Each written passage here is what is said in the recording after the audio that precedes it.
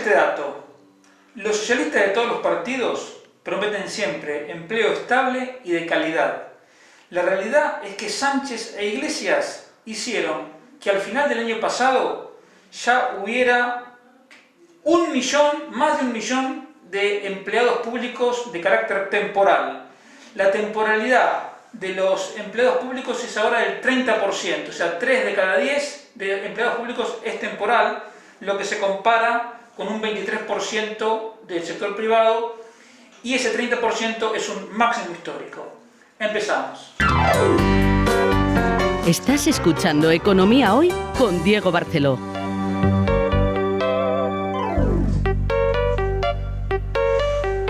Hola, bienvenido a esta nueva edición de Economía Hoy, con la ayuda de David en el control. Recuerda que me puedes encontrar en redes sociales, tanto en Twitter como en Instagram y en Parler, soy @diebarceló.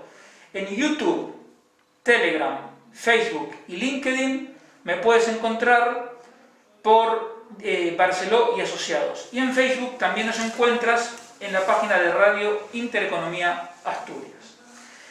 En las tres noticias económicas de la semana que creo que merecen un comentario, la primera es el informe con las nuevas previsiones de la OCDE,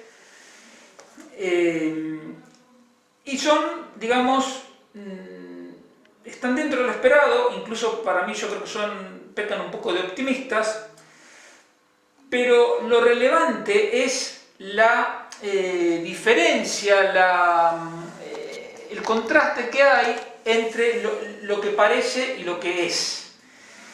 Si tú miras las previsiones económicas de la OCDE para 2021 y 2022, ves que el crecimiento económico previsto para España en estos 2 años es mayor que en Italia, que en Francia, que en Alemania, que en la zona euro como un todo. Entonces dices, uy, qué bien, somos los campeones del crecimiento.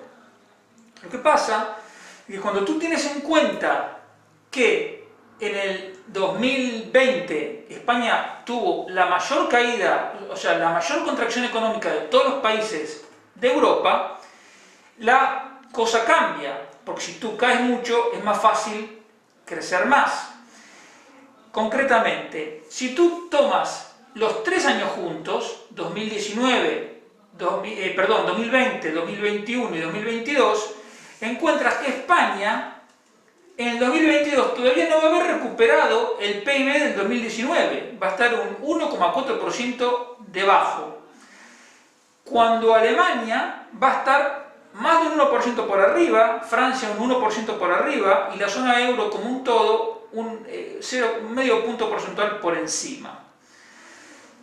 Entonces, cuando tú tomas el trienio en su conjunto, encuentras que a pesar de que las previsiones económicas, como te dije antes, para mí son un poco optimistas, porque prevén para este año un crecimiento de casi el 6%, cosa que está complicada de alcanzar, pero aún así, cuando tú consideras el trienio, España lo hace peor que Alemania, bueno, que la zona euro en su conjunto, peor que Francia, etc.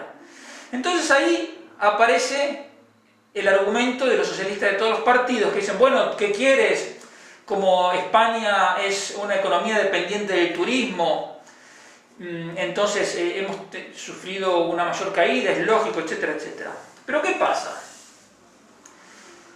España es el país cuya economía más cayó en 2020, pero no es la economía más dependiente del turismo y de los viajes de toda Europa.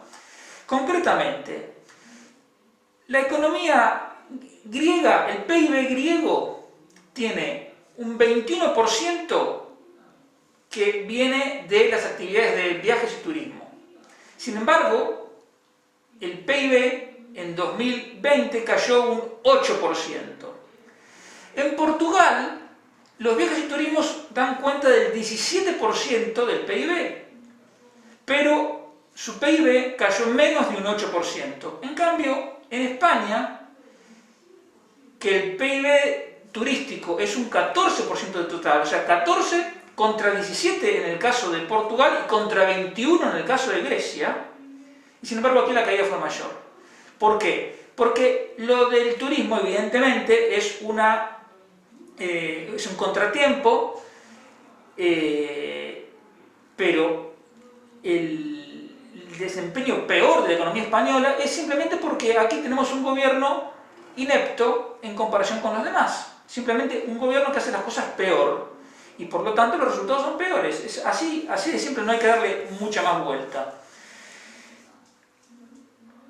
Lo malo del informe, así hablando en términos generales del informe de la OCDE, es que mantiene esa visión keynesiana común a todos los organismos internacionales, es decir, que aboga, que favorece, que estimula a los gobiernos a seguir gastando y a los bancos centrales a seguir manteniendo los tipos de interés en niveles contra natura. Es decir, ellos lo llaman un apoyo a la actividad económica, hay que seguir gastando. Obviamente este es un juego de aprendices de brujo, porque nunca en la historia los estímulos monetarios se llevaron y los estímulos fiscales se llevaron tan lejos como ahora. Entonces los riesgos que se están corriendo son muy grandes de una economía cada vez más dependiente del sector público, con unos mercados financieros distorsionados y una deuda pública en niveles explosivos. Entonces, bueno, eso es, como te digo, lo malo, porque entonces los políticos se escudan en este tipo de informes para decir, bueno, los organismos internacionales nos piden que gastemos, entonces ¿cómo vamos a dejar de gastar? Bueno, lo bueno del informe es que reitera la necesidad de hacer reformas económicas. Las reformas económicas, para que lo entiendas,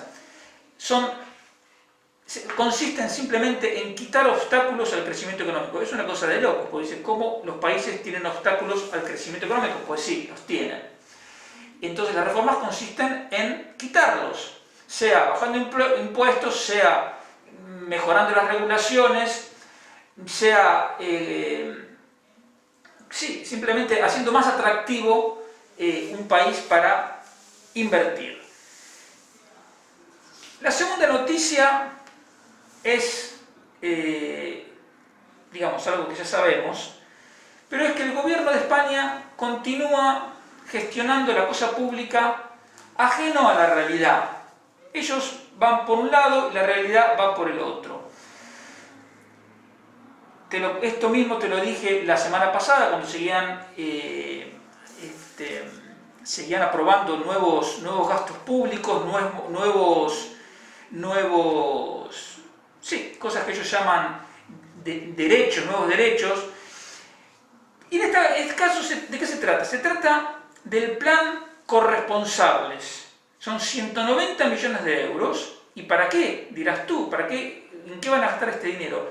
Lo van a gastar en armar una red pública de cuidadores que se podrán contratar por hora por parte de familias de bajos ingresos con hijos menores de 14 años. Es decir, un montón de gente que hoy puede ganar un pequeño ingreso cuidando a los hijos del vecino, o que simplemente hacen un favor cuidando a hijos o sobrinos, etc. El gobierno quiere reemplazar eso por una red de cuidadores que lo harían a precios muy bajos, y entonces por eso es que el gobierno tiene que gastar el dinero. Bueno, digo de precios bajos, aunque en realidad no sé si sería simplemente que tú te apuntas y te mandan el cuidador, no lo sé. Más allá de que esta es una típica iniciativa socialista en el sentido que desintegra la cooperación de la sociedad, que desalienta que la gente se ayude unos a otros y que, digamos, lleva al gobierno un paso más allá, es decir, extiende la frontera de las cosas que hace el gobierno, todo es moralmente cuestionable, porque al mismo tiempo que avanza el gobierno, como digo, impidiendo que eso pueda hacerse desde el sector privado y debilitando la cooperación social, lo hace al mismo tiempo que va a tener que cobrar más impuestos para financiar esto. ¿Y el objetivo de fondo cuál es? ¿Ayudar a la gente a que pueda conciliar su trabajo con su vida familiar? En absoluto.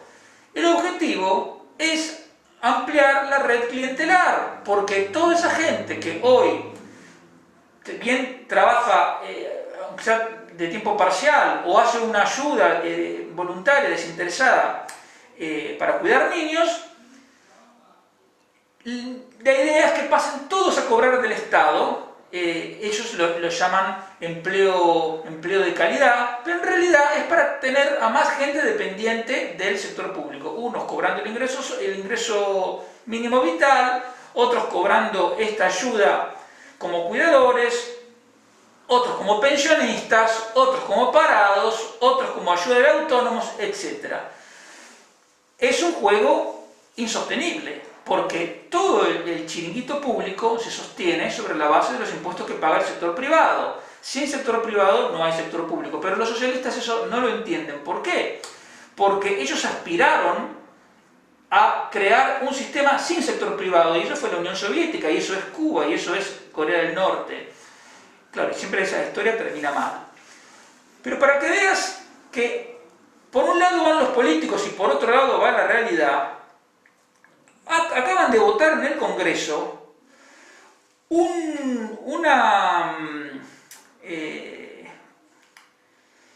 iniciativa promovida, por supuesto, por Podemos, Bildu, Esquerra Republicana, el PNV, etc., no solo para reconocer nuevas lenguas oficiales, sino incluso para ampliar el ámbito de actuación de cada una de ellas. Por ejemplo, que se reconozca el bable como oficial en Asturias, el aragonés como oficial en Aragón, pero también el catalán en parte de Aragón, el gallego en parte de León. Bueno, una cosa absolutamente intervencionista, pero que aquí se unen dos objetivos.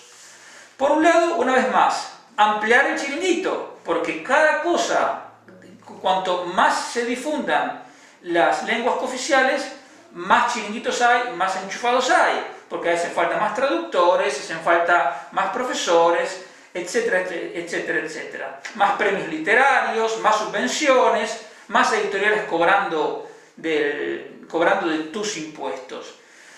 Pero además, no podemos olvidar que detrás de toda lengua cooficial hay un proyecto separatista / nacionalista.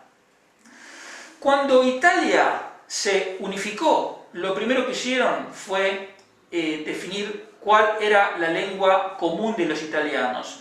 Entonces utilizaron la lengua de la Provenza y la impusieron a través del sistema educativo.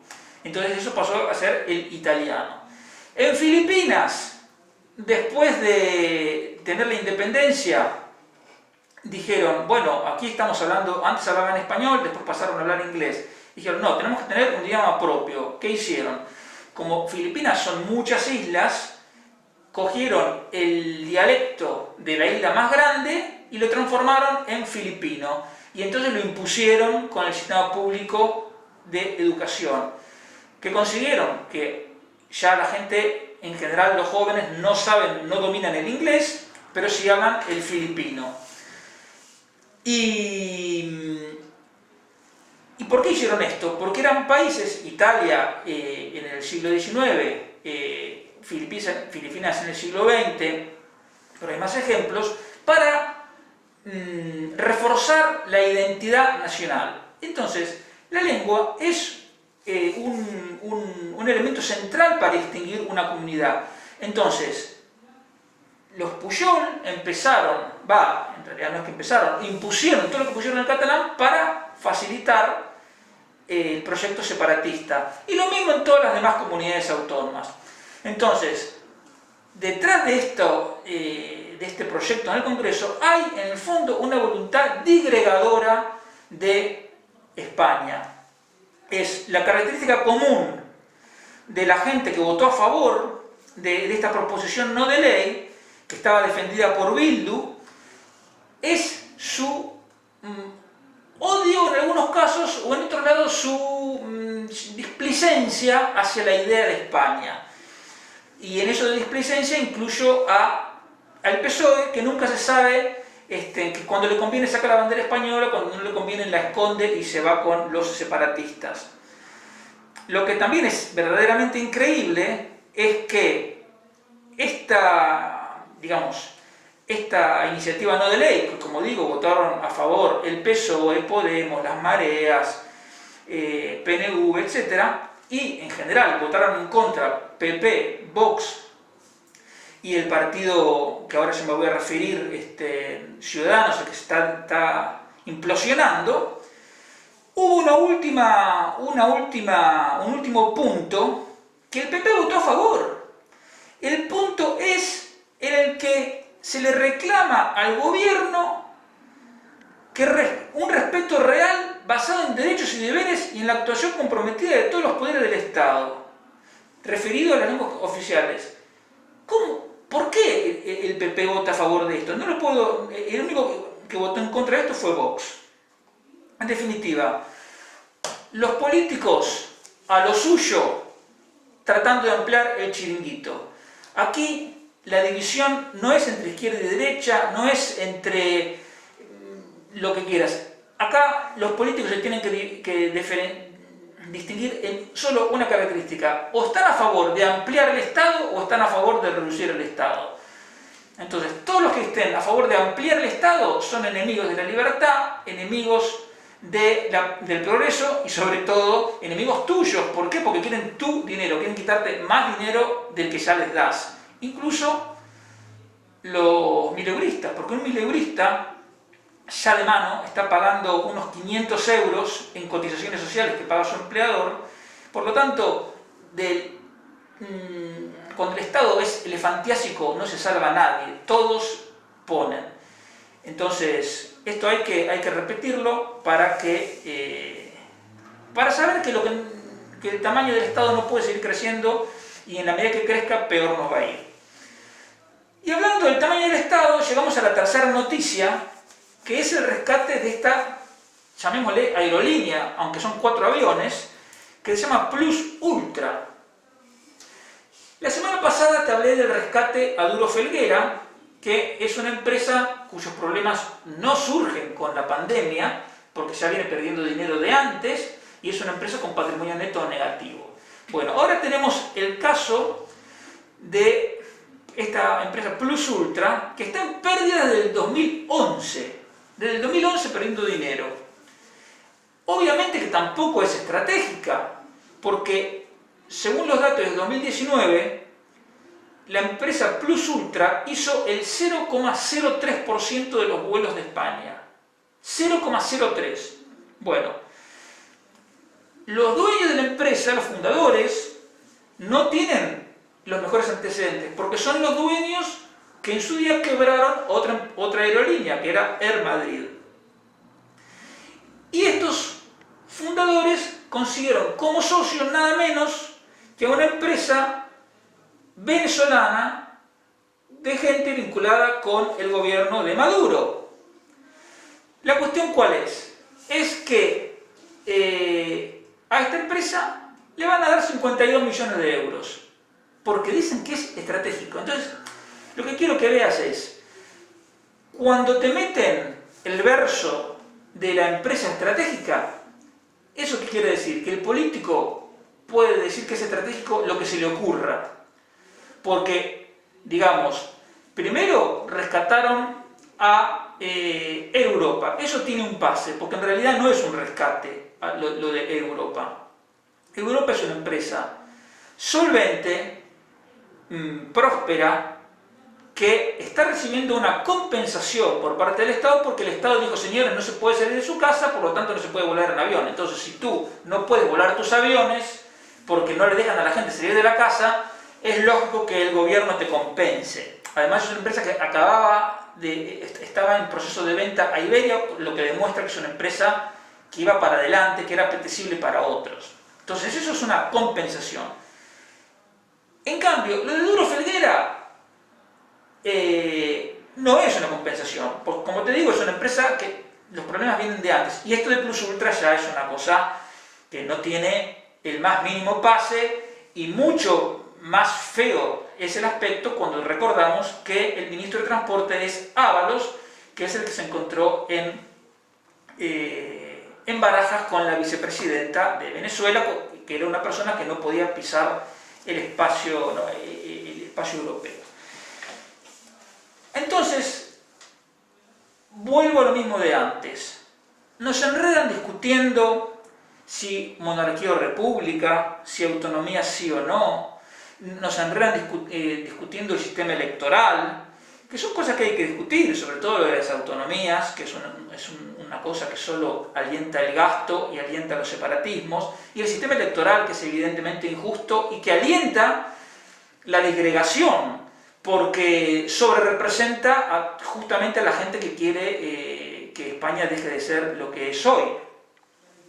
Pero más allá por encima de esas discusiones, hay una que es mucho más importante, que es el tamaño del gobierno. Hoy, como están las cosas, el gobierno puede hacer cualquier cosa. Y si tú crees que eso te puede ayudar, porque el gobierno en un momento dado te puede dar una ayuda a ti o a tu negocio, lo que sea, tienes que saber que es un gran peligro. Porque puede ser cualquier cosa, y cualquier cosa es cualquier cosa. Es expropiarte un piso, como ya hicieron en Baleares, expropiarte una empresa, porque si quieren a lo mejor lo hacen, cualquier cosa. Entonces eso es un gran riesgo para la libertad. Lo que a nosotros nos interesa como ciudadanos es que un gobierno, lo más chico posible, que haga exactamente las cosas que nosotros le digamos, y que no tenga el poder discrecional de decir, bueno, españoles, todos los que trabajan en el sector privado me van a dar 600 euros cada uno, así monto un fondo de 20.000 millones para rescatar las empresas que yo considero estratégicas. Eso es una tomadura de pelo, pero es mucho peor que una tomadura de pelo. Es un